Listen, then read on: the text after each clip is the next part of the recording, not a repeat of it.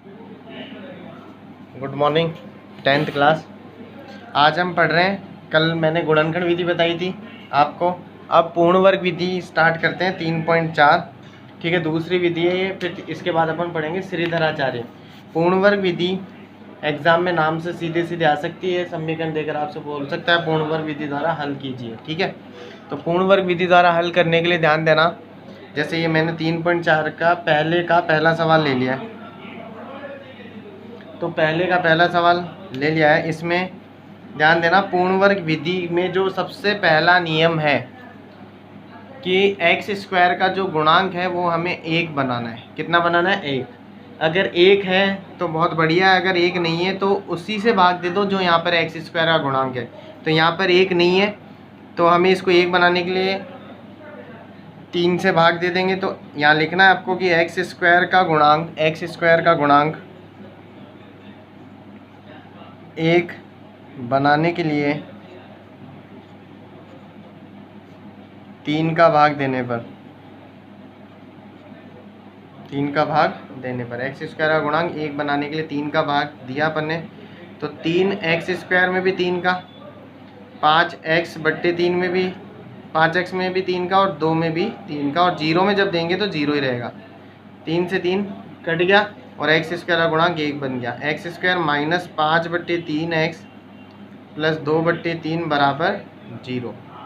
ठीक है, अब पूर्ण वर्ग विधि इसका नाम है, तो पूर्ण वर्ग बनाएंगे मतलब दोनों तरफ स्क्वायर बनाना है। तो एक ब्रैकेट लिखेंगे, उसमें ध्यान देना जो पहला पद है x लिखना है, फिर दूसरा पद लिखते हैं x के गुणांक का आधा। x के गुणांक का आधा, एक्स स्क्वायर का नहीं बोल रहा हूँ मैं बोल रहा हूँ x के गुणांक का आधा। पहला पद x लिखना है, स्क्वायर नहीं लगाना है उस पर, सिर्फ x लिखना है।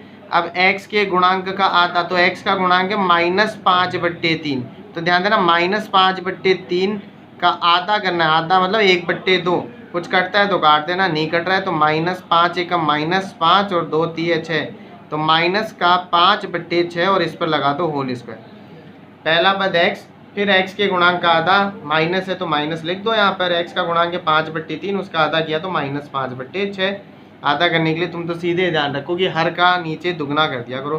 3 का दुगना 6, मान लो 4 होता तो मैं नीचे 8 लिख देता, नीचे 6 होता तो मैं नीचे 12 लिख देता, नीचे 2 होता तो 4 लिख देता। प्लस सिर्फ x वाले पदों के लिए बनाया, तो ये जो 2/3 है ये हमेशा ऐसे की ऐसे लिखना है।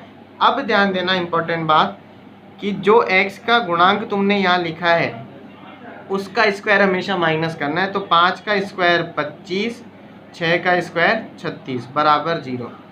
तो x - 5/6 का स्क्वायर। अब लिया एलसीएम, 3 और 36 का एलसीएम 36, क्योंकि 3 और 36 दोनों एलसीएम में बड़ी संख्या लिखते हैं, और एचसीएफ पूछता तो एचसीएफ आ जाता 3। ठीक है, एचसीएफ में छोटी संख्या ऐसी संख्या जो इन दोनों को विभाजित कर दे, एलसीएम ऐसी संख्या जो इन दोनों से विभाजित हो जाए। तो 36 में 3 का भाग दिया तो 12 बार जाएगा, गुणा कर दिया 12 दोनों 24। 36 में 36 का भाग 1 बार जाएगा, 25 एकम 25 बराबर 0। x - 5/6 का होल स्क्वायर। देखो 24 है प्लस का और 25 है माइनस का, तो +24 - 25 -1 देगा, और नीचे 36 चल रहा है बराबर 0। ठीक है, अब इधर लिख रहा हूँ मैं बाकी। तो ये हो गया x - 5/6 का होल स्क्वायर माइनस, अब इसका भी वर्गमूल लिखना है। 1 का वर्गमूल होता है 1 ही, और 36 का वर्गमूल 6 होता है, और इस पर लगा दिया हमने स्क्वायर बराबर 0। एक चीज़ ध्यान में रखना, अगर यहाँ बीच में प्लस आ जाता तो प्लस आते इसके मूल हम ज्ञात नहीं कर सकते, यानी मूलों का अस्तित्व नहीं होगा, मूल काल्पनिक होंगे। ध्यान देना कि अगर बीच में यहाँ प्लस आ जाता तो मूल हम ज्ञात नहीं कर सकते, क्योंकि जब प्लस आता तो ये प्लस का उधर जाकर माइनस बनता, और स्क्वायर हटता तो माइनस पर वर्गमूल आ जाता, और ऋणात्मक संख्याओं का कभी भी वर्गमूल ज्ञात नहीं किया जा सकता, ये ध्यान रखना। तो इसको तभी हल कर सकते हैं जब बीच में माइनस है, क्योंकि एक तरह से ये तो a हो गया और ये b हो गया, तो ये फॉर्मूला हो गया a² - b²। a² - b² होता है a + b और a - b, a + b और a - b। a तो ये हो गया यानी x - 5/6 प्लस b ये हो गया 1/6, फिर a - b, a हो गया x - 5/6 माइनस b हो गया 1/6, बराबर 0। कहने का मतलब एक बार दोनों कोष्टकों को जोड़ दिया, एक बार इसमें से ये घटा दिया। अब पहले इस वाले कोष्टक को 0 रखेंगे तो x माइनस 5/6 प्लस 1/6 को हमने रख दिया 0 के बराबर। तो माइनस का 5/6 उधर जाकर हो गया प्लस का 1/6 उधर जाकर हो गया माइनस का। दोनों में नीचे सेम है, 6 आ गया और ऊपर ऐसे की ऐसे आ जाता है। तो 5 में से गया 4 बट्टे में 6, 2 के पाड़े से 2 दूनी 4, 2 तिये 6। सेम टू सेम इसमें x माइनस 5/6 माइनस 1/6 को रख दिया 0 के बराबर। माइनस का 5/6 उधर गया प्लस का, माइनस का 1/6 उधर गया प्लस का। एलसीएम 6, 6 में 6 का भाग एक बार, 5 प्लस 1 आ गया और 5 और 1 6/6 कितना 1। तो देखो ये थी पूर्ण वर्ग विधि। अभी 2-3 सवाल कराऊंगा आपको और। तो पूर्ण वर्ग विधि में क्या करते हैं, सबसे पहला नियम पूर्ण वर्ग विधि में एक्स स्क्वायर का गुणांक 1 बनाते हैं। 1 बनाने के लिए अगर 1 है तो आप लिखते हैं यहाँ एक्स स्क्वायर का गुणांक पहले से ही 1 है। अगर 1 नहीं है तो आप ऐसे लिख दो कि जो गुणांक है उसी का भाग दे दिया। गुणांक है 3 तो 3 का भाग दे दिया अपन ने। तो इसमें भी 3 का भाग दिया, दोबारा समझ लें, इसमें भी 3 का भाग और इसमें भी 3 का भाग। 3 से 3 कट गया, एक्स स्क्वायर आ गया माइनस का 5/3x प्लस 2/3। अब एक ब्रैकेट बनाएंगे, एक कोष्टक बनाएंगे जिसमें पहला पद x लिखेंगे, फिर x के गुणांक का आधा, तो 5/3 का आधा 1/2, तो 5 एकम 5, 3 दूनी 6, 5/6 आ गया। यहाँ माइनस है तो माइनस ही लिखना है, प्लस है तो प्लस ही लिखना है। इस पे स्क्वायर लगा दिए, ये बचा कुछ ऐसे की ऐसे, और इसका स्क्वायर हमेशा ही माइनस करना है। ध्यान देना, हमेशा ही माइनस। ऐसे नहीं कि यहाँ प्लस है तो आप प्लस कर दो, चाहे यहाँ प्लस हो चाहे यहाँ माइनस हो, इसका स्क्वायर हमेशा माइनस ही करेंगे। तो 5 का स्क्वायर 5 गुणा 5 25, 6 का स्क्वायर 6 गुणा 6 36। ये कोष्टक अब ऐसे की ऐसे चलेगा। हमने 3 और 36 का एलसीएम लिया 36। 36 में 3 का भाग गया 12 बार, 12 दूनी 24। 36 में 36 का भाग एक बार, 25 एकम 25। तो प्लस माइनस माइनस, 25 में से 24 गया 1/36। ये ऐसे की ऐसे। 1 का वर्गमूल 1, 36 का 6, ए स्क्वायर माइनस बी स्क्वायर, ए प्लस बी ए माइनस बी। एक बार दोनों को जोड़ दिया कोष्टकों को, मतलब इसमें इसको जोड़ दिया, इसमें से इसको घटा दिया। ठीक है, मैंने एक चीज़ और बताई थी कि अगर यहाँ बीच में प्लस हो तो ए स्क्वायर माइनस बी स्क्वायर का फॉर्मूला लग ही नहीं सकता। फिर तो ये ए स्क्वायर प्लस बी स्क्वायर हो जाएगा, और ए स्क्वायर प्लस बी स्क्वायर का कोई फॉर्मूला नहीं होता। फॉर्मूला होता है ए प्लस बी के होल स्क्वायर का।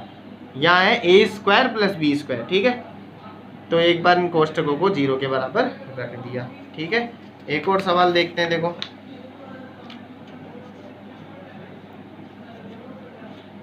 पहले का चौथा सवाल,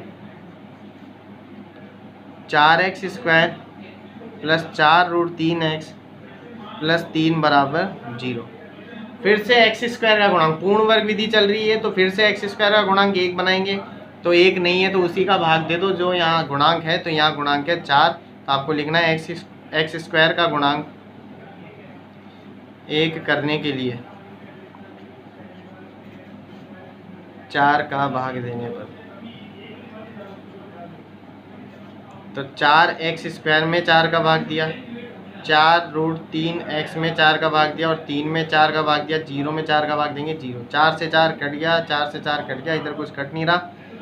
तो ये आ गई अपने पास x square plus √3x plus 3/4 बराबर 0। अब एक कोष्टक बनाएंगे, उसमें पहला पद x लिखेंगे, फिर x के गुणांक का आधा।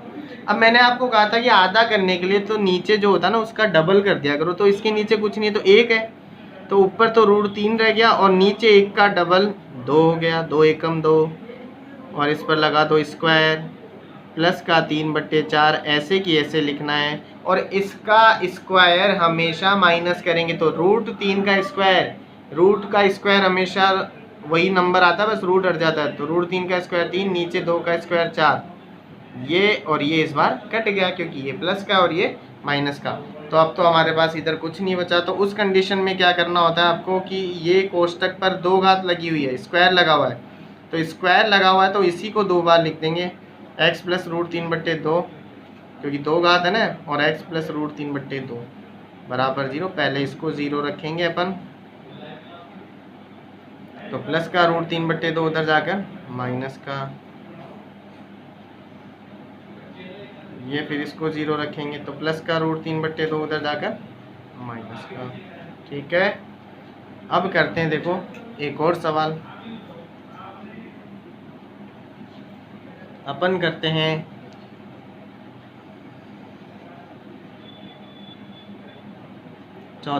तीसरा सवाल इसका,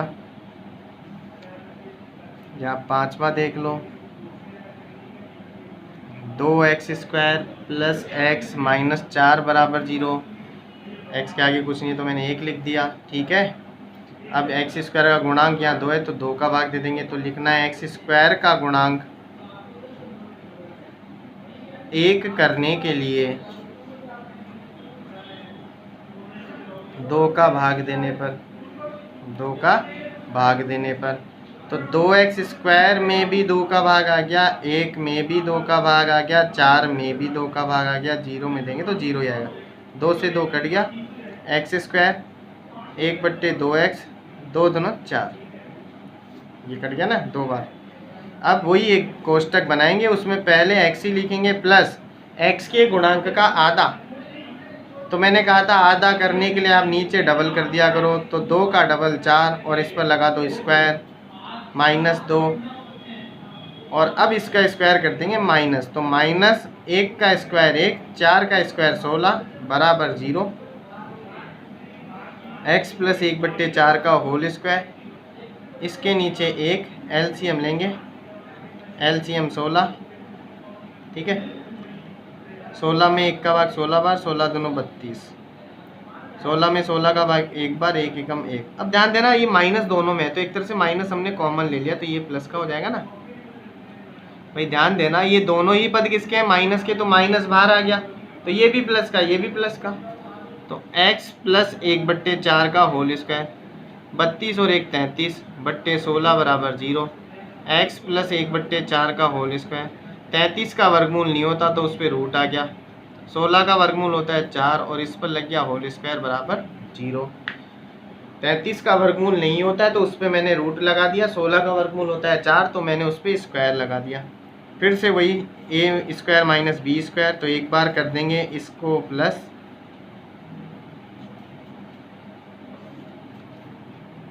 ठीक है, और एक बार इसमें से कर देंगे इसको माइनस। अब पहले इसको 0 रख दिया, तो x प्लस 1/4 प्लस √33/4 को रख दिया 0 के बराबर। ये प्लस का उधर गया माइनस का, ये प्लस का उधर गया माइनस का, माइनस कॉमन ले सकते हैं, तो ये 1 प्लस √33 और बट्टे में 4, ये आंसर हो गया। ऐसे ही इसको रख देना, ठीक है। तो इस तरह से आपको करनी है पूर्ण वर्ग विधि, ठीक है।